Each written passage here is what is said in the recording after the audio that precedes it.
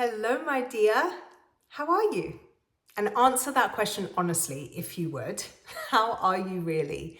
I think we can often go through seasons of our lives where we answer that question very on autopilot. Somebody asks you, how are you? I'm fine. Things are good. Things are trucking along. Same old, same old.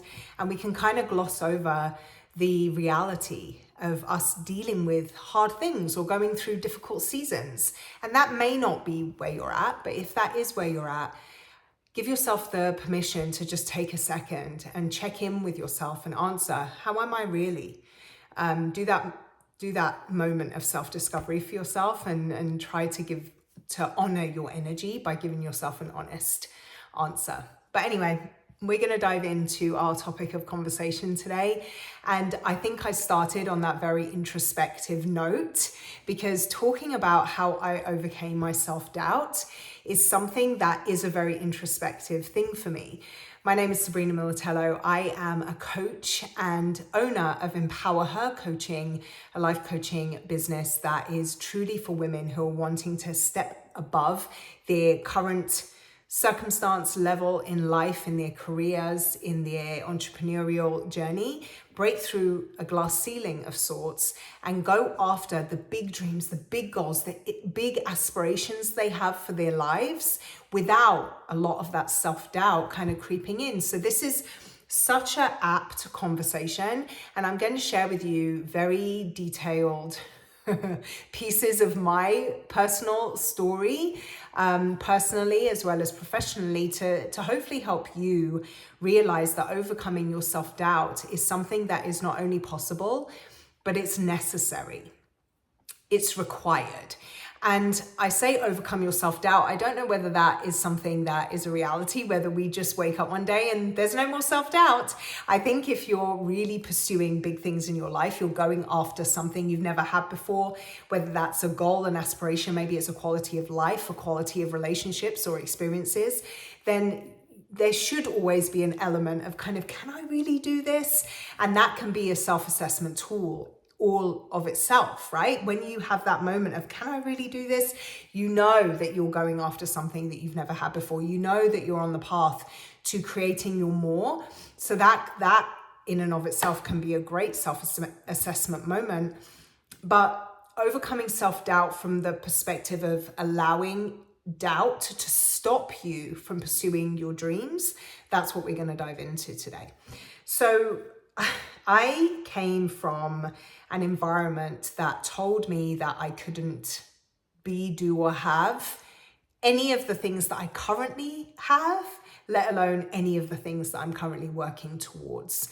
And when you grow up in an environment like that, where there's very limited resources, there's limited thinking, there's limited belief of better, you tend to adopt that as your reality. You tend to kind of take that on as what's real for you, as your personal limitations. And one of the things that showed up for me at a very young age was that I didn't belong. I didn't matter very much. I wasn't enough just as I was, because I grew up very poor. I'm an immigrant 2 times, but I'm an immigrant. So you can imagine moving from one environment into another that was starkly different and not knowing anybody, let alone not being part of that culture. That kind of set a baseline expectation or standard for myself and my identity that you don't belong here. And then dialing that in with living, being a Black family in a very affluent white environment, being a poor Black family in the affluent white environment, living on government benefits, single parent household, that kind of continued to stack this evidence of you don't belong here, you're not good enough, and you don't matter for me. And the doubt that has crept into my life when I've reached the later years, so all of that was all in my formative years. I became an immigrant at 5 years old, and all of that kind of formulated my identity until I was about 18 years old, but really That didn't start to shift until I was in my late 30s. I'm about to turn 43, and I can really say it's only been in the last 3 years or so where I really started to question those beliefs. I started to question that doubt that formed the foundation of my identity of you don't belong, you don't matter, you're not good enough. Who do you think you are to even want or think you can have, think you're capable of, let alone worthy of these things that you want in your life? It's only been very recently that I personally have been able to kind of start thinking outside of those limitations. And the thing that helped me do that, honestly, was self-reflection of my reality. I shared this with my client community. I coach a community of women on their goal achievement. And we were talking about this identity shift and stepping into a new paradigm for yourself and vibrating at the right frequency for all the things that you want to create for your life. And I shared with them a coaching moment that I had with a long distance mentor a long time ago. And she'd said to me, after we were talking about my money stories and all that kind of stuff, you may have done exercises like that for yourself too. We were talking about my money stories, and she said, Sabrina, are you still poor? And I kind of flabbergasted. It took a second, and I was like, no. And she said to me, so stop running away from being poor. And I realized that so much of what was true for me in my mind was I was still trying to prove something. I was still trying to run away from being less than, not being good enough, not being accepted. I was still trying to run away from not having financial security, not having enough. I was still running from those things. And I had to take a moment very recently, honestly, in the last 18 months or so, where I had to look at my life and look at my reality and realize you did it. You did it. You did it. Everything that you weren't supposed to be, everything that you weren't supposed to have, all the things that you weren't supposed to be able to do, you've done them. And yes, there's still so much more of, out there that I want to achieve. But the thing that helped me overcome my self-doubt was just grounding myself in my reality. And I wonder if you have that same, you're in the wrong time zone in the same ways that I was, where you're still running away from something that no longer exists for you, something that is no longer your reality, simply because that's how you spent so long operating. That's what you needed to do in order to get to where you're at.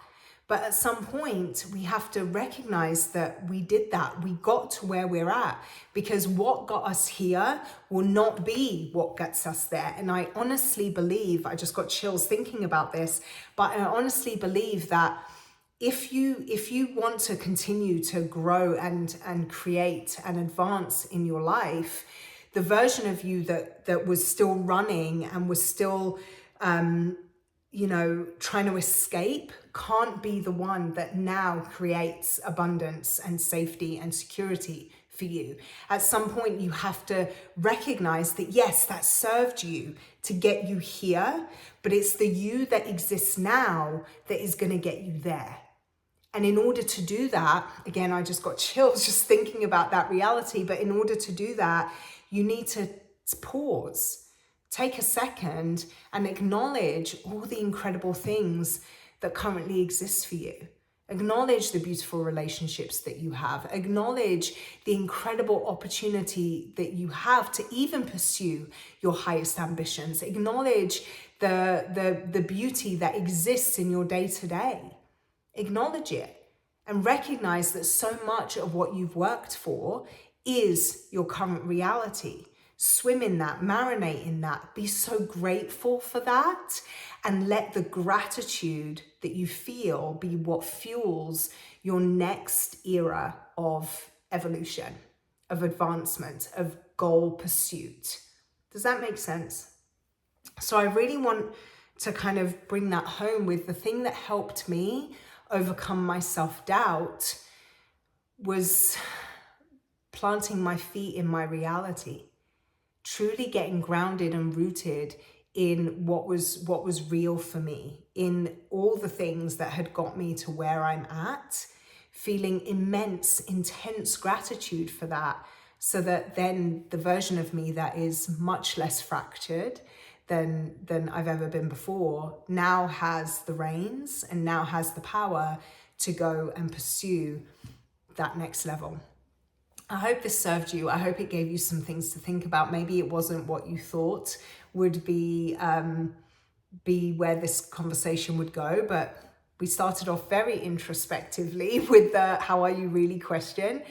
And so I think that kind of set the tone for sometimes it isn't out there. Sometimes it isn't do X, Y, and Z things. Sometimes it isn't list down ABC 1, 2, 3 things. Sometimes it's just getting into your heart, getting real about who you are, what you've overcome, the things that have created this version of you that exists today, and being so proud of that, being so grateful for that, even when you still have so much further to go and so many more things you want to create and experience. The two thoughts can exist in your brain at the same time. You can be intensely grateful for where you're at whilst being immensely convicted about what more lies ahead of you. If you enjoyed this, share it with somebody that you think needs to hear that message of getting more introspective and grateful about your process and your life. Give it a thumbs up if you would like to. I would love that. Consider subscribing to the channel here. That would just fill my heart. I would love it to grow this community more and more and more. Give me some thoughts about where kind of this conversation took you. You can comment in the comment section below, or come find me on Instagram, or send me an email, or whatever. Slide into my DMs and we can have a conversation about it, because this is the stuff that I don't think enough people get into the nitty-gritty and the weeds of.